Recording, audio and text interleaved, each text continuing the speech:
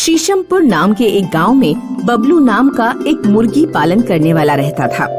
बबलू छोटे चूजों को खरीदता था और फिर जब वे बड़े होकर मुर्गी या मुर्गे बन जाते तो उन्हें अच्छे दामों में बेच देता। बबलू के छोटे से घर के बराबर में एक बड़ा सा प्लॉट था।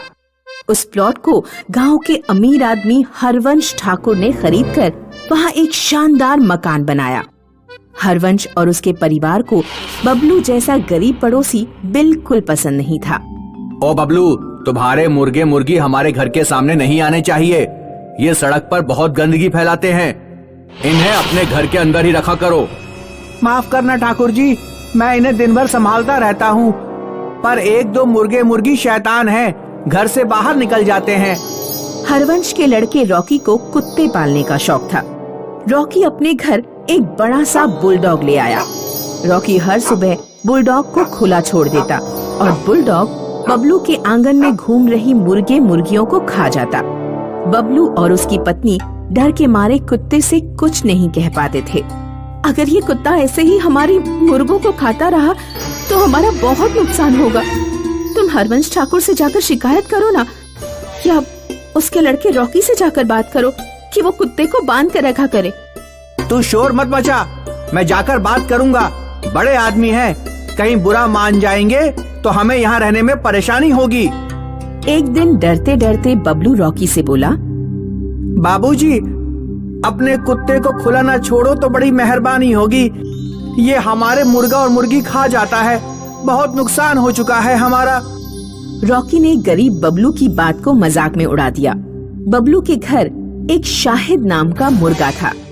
शाहिद सभी मुर्गों में सबसे बड़ा था। बबलू और बबलू की पत्नी की कोई संतान नहीं थी। वे शाहिद को अपने बच्चे की तरह प्यार करते थे। बाजार में शाहिद जैसे बड़े मुर्गे की अच्छी कीमत मिल सकती थी, लेकिन उन्होंने शाहिद को बेचा नहीं। शाहिद रोज सुबह 5 बजे उठकर सड़क पर जाता और जोर से बांग देता। शाहिद की आवाज सुनकर ही बबलू और उसकी पत्नी जागा करते थे। रॉकी के बुलडॉग की नजर शाहिद पर पड़ गई। एक दिन जब शाहिद बांग देने बाहर निकला तो बुलडॉग ने उसे दबोच लिया। बबलू की पत्नी जब रोड पर झाड़ू लगाने आई तो उसने रोड पर शाहिद के पंख और टुकड़े पड़े हुए देखे। बबलू की पत्नी तुरंत रोती हुई घर में आई।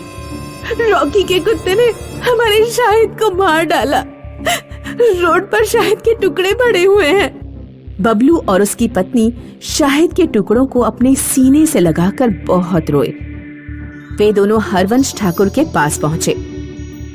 ठाकुर जी, आपके कुत्ते ने हमारे शाहिद को मार डाला। हम शाहिद को अपनी औलाद की तरह प्यार करते थे। आपका कुत्ता हमारा बहुत नुकसान कर चुका है। आपके बुलडॉग की वजह से रोज हमारे पेट पर लात पड़ती है। हमने रॉकी बाबू से कहा था कि कुत्ते को बांध कर रखे, लेकिन उन्होंने तो। बस करो, सुन लिया हमने तुम्हारा रोना। हमारे बेटे रॉकी से कुछ मत कहना। उसे हम अपनी जान से भी ज्यादा प्यार करते हैं। तुम्हारा मुर्गा गया है ना, मैं तुम्हें मुर्गे के बदले मुर्गा खरीद कर दे दूंगा। हरवंश एक चिकन शॉप पर गया। कहिए ठाकुर जी, कितने किलो चिकन दे दूं? आज मुझे चिकन नहीं चाहिए, एक जिंदा मुर्गा दे दो। आप अच्छे समय पर आए हैं, एक ही मुर्गा जिंदा बचा हुआ है। हरवंश ने चिकन वाले से मुर्गा खरीदा और बबलू को ले जाकर दे दिया। लो, खुश रहो और इसे पालो। अगली सुबह बबलू और उसकी पत्नी नए मुर्गे की बांग सुनकर ही उठे। बबलू की पत्नी ने सुबह के लिए भगोने में काले चने भिगो कर रखे थे। जब उसने भगोने का ढक्कन हटाया तो देखा कि भगोने में सोने के चने रखे हुए हैं। बबलू की पत्नी का मुंह खुला का खुला रह गया। उसने बबलू को सोने के चने दिखाए। दोनों को समझ नहीं आया कि चने सोने के कैसे बन गए। अगले दिन फिर वे लोग मुर्गे की बांग सुनकर उठे। उन्होंने देखा कि बाथरूम में रखी बाल्टी सोने की बन चुकी है। इस तरह वे लोग मुर्गे की बांग सुनकर उठते और रोजाना उनके घर पर कोई एक चीज सोने की बन जाती। एक बार मुर्गा बीमार पड़ गया और उसने कुछ दिन बांग नहीं दी। तब बबलू के घर कोई चीज सोने की नहीं बनी। बबलू और उसकी पत्नी समझ गए कि उनके घर जो नया मुर्गा आया है उसकी बांग में कुछ जादू है जो रोज घर की किसी एक चीज को सोने का बना देती है। धीरे धीरे बबलू के घर की आर्थिक समृद्धि बढ़ने लगी। रॉकी एक बार अपने दोस्तों के साथ क्रिकेट खेल रहा था तो बॉल बबलू के आंगन में चली गई। रॉकी जब बॉल लेने बबलू के आंगन पहुंचा तो उसने बबलू और उसकी पत्नी को मुर्गे के बारे में बातें करते सुना। रॉकी ने सारी बात सुन ली और अपने पापा को जाकर सब कुछ बताया। अच्छा, तो ये बात है, हमारे दिए मुर्गे से वो अमीर होता जा रहा है। मुर्गा उसे हमने दिया तो उससे जो सोना मिलता है उसका कुछ हिस्सा तो हमें भी मिलना चाहिए। हरवंश फिर बबलू के घर पहुंचा और उसने कहा, बबलू बाबू, हमें सब पता चल गया है कि तुम्हारे घर इतनी सुख समृद्धि कहाँ से आ रही है।